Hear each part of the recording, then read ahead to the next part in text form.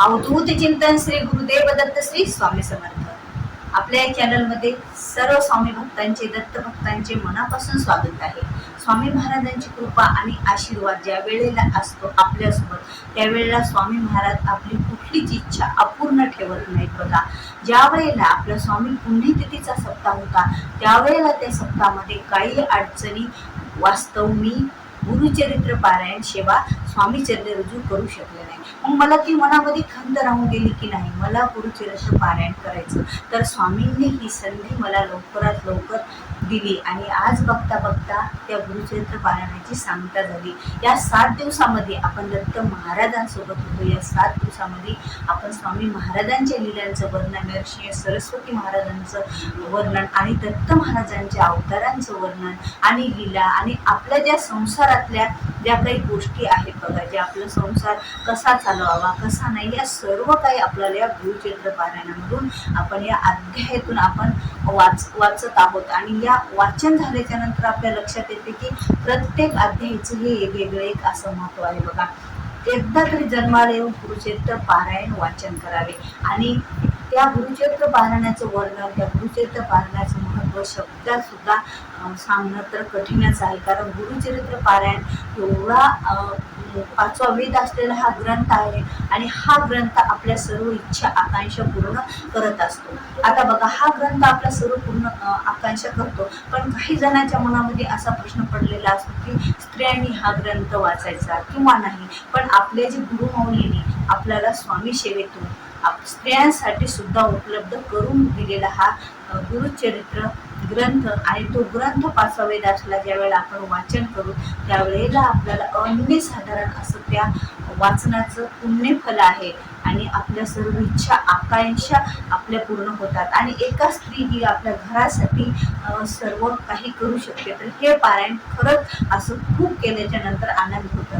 कारण सांगण्याचं तात्पर्य म्हणजे स्वामी महाराजांनी जर इच्छा असेल तर स्वामी महाराज आपल्याकडून त्या इच्छा पूर्ण करून घेतात. स्वामी चरित्र पारायण असो किंवा गुरुचरित्र पारायण असतो, आपण कितीही आपल्या मनात संकल्पना केली नाही मला करायचं नाही मला करायचं, तरीही ज्यावेळेला आपले इच्छा असून सुद्धा आपण काही वेळेला ते पारायण करू शकत नाही. पण ज्या वेळेला स्वामी महाराजांची कृपा आशीर्वाद आपल्यासोबत असतात आणि ज्या वेळेला आपली योग्य वेळ येते त्यावेळेलाच आपल्या हातून आपल्याला गुरुचरित्र पारायणाची सेवा होते. तर आता हे गुरुचरित्र पारायणाच्या अध्यायाचं काय आहे, वेगवेगळं महत्व आहे. तर या अध्यायामध्ये बघायच्या दुसऱ्या दिवशी आपण 10 ते 21 अध्यायाचं पठण करतो आणि त्या अध्यायामध्ये एक असा अध्याय आहे की त्या अध्यायामध्ये आपल्याला लक्ष्मी प्राप्ती होत असते. आता 7 दिवस गुरुचरित्र पारायण वाचन झालं, आज सांगता झाली आणि असं मनात वाटलं की जो आपल्याला जी माहिती मिळाली ती आपण इतरांपर्यंत पोहोचायची,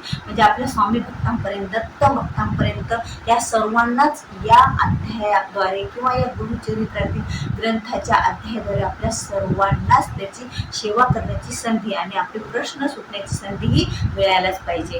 म्हणून असं उगाच मनात आलं आणि तुमच्यासोबत हे शेअर करायला मी, कारण खरंच या अध्यायामध्ये एवढी शक्ती आहे. बऱ्याच जणांनी याचा अनुभव पण घेतलेला आहे. तर गुरुचरित्रातला 18वा अध्याय बघा, जो अध्याय एवढा महत्वाचा अध्याय आपल्या लक्ष्मी प्राप्तीसाठी. मग हा अध्याय लक्ष्मी प्राप्तीसाठी हा अध्याय का महत्वाचा आहे? गुरुचरित्रात आपल्याला 53 अध्याय आहेत, म्हणजे शेवटचा अध्याय तर सर्व अध्यायांचं गुरु अवतरणिका आहे, म्हणजे गुरुचरित्राची अवतरणिका म्हणजे 52 अध्याय आहेत आपले. ते 52 अध्यायामधला हा 18वा अध्याय का बरं आपल्याला लक्ष्मी प्राप्तीसाठी महत्वाचा आहे? कारण या अध्यायाची छोटंसं वर्णन करूया त्या अध्यायाचं. बघा, या अध्याय जेव्हा श्री स्वामी नरसिंह सरस्वती महाराज जेव्हा संगमावर गाणगापूरला होते त्यावेळेला ते भिक्षा मागायचे गावात जाऊन. त्यावेळेला दररोज एका घरी ते जायचे ब्राह्मणाच्या आणि तिथे भिक्षा मागायचे. आता दररोज भिक्षामध्ये त्यांनी काय द्यायचं, त्यांच्याकडे असं काहीच अवेलेबल नव्हतं.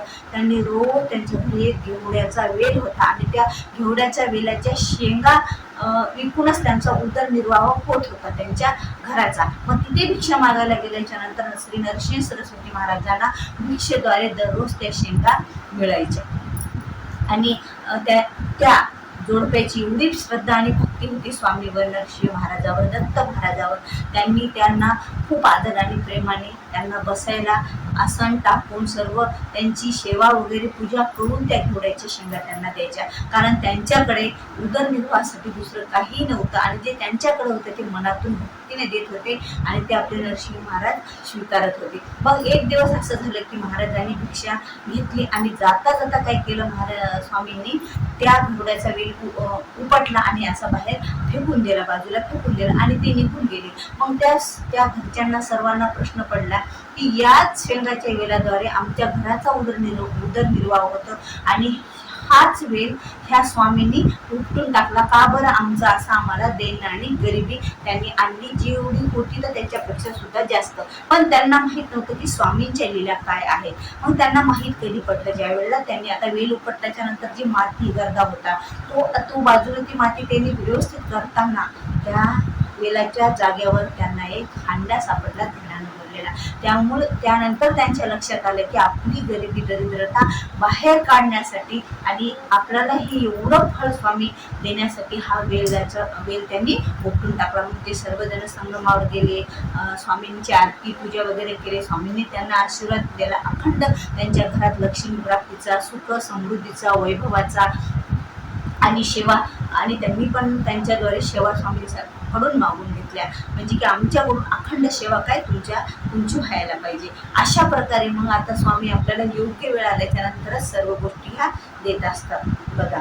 मग आता गुरुचरित्र पारायण ज्यांना करणे शक्यच नाही किंवा ती करतही असतील वर्षातून 2, 3 किंवा 7, पण ज्या वेळेला तुम्ही हा 18वा अध्याय जो आहे लक्ष्मी प्राप्तीचा तो तुमच्या नित्य सेवेप्रमाणे आपण जसे स्वामी महाराजांच्या स्वामी चरित्र सारामृताचे 3 अध्याय आणि 11 माळी दररोज काय करत असतो, नित्य सेवा करत असतो. त्याचप्रमाणे आपण जर दररोज ही सेवा केली जे 18वा अध्यायाची गुरुचरित्रातल्या, तर आपल्यावर घरामध्ये अखंड लक्ष्मी मातेचा वास राहतो आणि आपल्या घरावर आणखीनच आपल्या दत्त महाराजांची स्वामी महाराजांची कृपा आशीर्वादाद्वारे आपल्याला आपल्या घरात अखंड लक्ष्मी नांदते आणि गरिबी दरिद्रता ही आपल्या घरातून बाहेर निघून जात असते. आता ही सेवा आपल्याला नित्य करायची जशी नित्य सेवेप्रमाणे, तर मग त्याचे नियम काही आहेत का? कारण आता बघा गुरुचरित्र पारायण करताना आपल्याला नियम पाळावे लागतात, पण हा 18 अध्याय वाचायचा म्हणल्यानं आपल्याला कांदा लसूण खाऊ नये किंवा द्विदल धान्य खायचं नाही असा कुठलाही नियम नाही. पण एक नियम आपल्याला आवर्जून पाळायचा आहे. तो नियम म्हणजे तुम्ही जर मांसाहार करत असाल तर तो मांसाहार सोडावा लागणार आहे, कारण मांसाहार हा गुरुचरित्र वाचन करताना चालणार नाही. तेवढा एक नियम आपल्याला पाळायचा आहे. आणि स्त्रिया आपण करत असल्या तर आपल्या मासिक धर्मात आपण 5 दिवस कोणतीच सेवा करत नाहीत, त्यामुळे तर काही प्रश्नच नाही की आपण वाचन करतोच, म्हणून आपण हे 5 दिवसाच्या नंतरच वाचन करणार. आणि या प्रकारे आपल्याला आपल्या नित्य सेवेमध्ये हा एक अध्याय ऍड करायचा आणि यामुळे आपल्या घरात अखंड लक्ष्मीमातेचा वास राहणारा हा असा अध्याय आहे. आणि आपल्यावर सतत आपल्या स्वामी महाराजांची, आपल्या दत्त महाराजांची कृपा होते आणि आपल्या घरात एक अध्यायाद्वारे का होईना आपण आपल्या घरामध्ये दररोज गुरुचरित्र पारायणातल्या अध्यायाचं काय होतं, श्रवण होतं. मग आता आपल्याला गुरुचरित्र ग्रंथ हा एवढा मोठा आहे, तो ग्रंथ आपण दररोज त्यांना स्पर्श करू शकत नाही. ज्यावेळेला पूर्ण ग्रंथच आपल्याला वाचायचा असेल त्यावेळेलाच आपण तो ग्रंथ उघडू शकतो. मग आपण काय करायचं, तुमच्या जवळ जर एखादे धार्मिक स्टॉल असेल तिथे हे धार्मिक पुस्तक उपलब्ध मिळतील, तेथून तुम्ही गुरुचरित्रातला 18वा अध्यायाची पुस्तिका छोटी मिळते ती आणायची आणि ती दररोज आपल्या घरामध्ये वाचायला सुरू करायची. जेव्हा हे तुम्ही सुरू करसाल तेव्हापासून फरक बघा.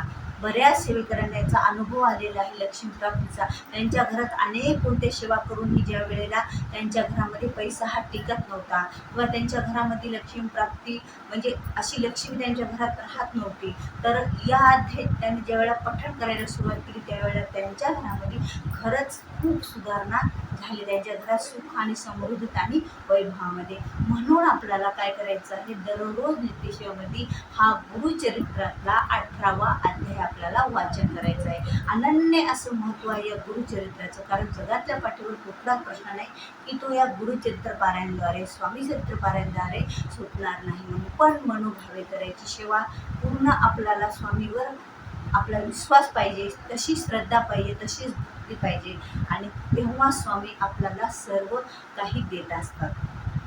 मग आपली सेवा कुठलीही असो, मग त्या सेवेद्वारे मग स्वामी आपल्यावर प्रसन्न राहतात. तर व्हिडिओ आवडल्यास व्हिडिओला लाईक करा, शेअर करा, नवीन असाल तर सबस्क्राईब करा. झालेली शिवश्री स्वामी चरणी अर्पण. भेटूया पुन्हा अशाच एका माहितीपूर्ण नवीन व्हिडिओसोबत. तोपर्यंत श्री स्वामी समर्थ.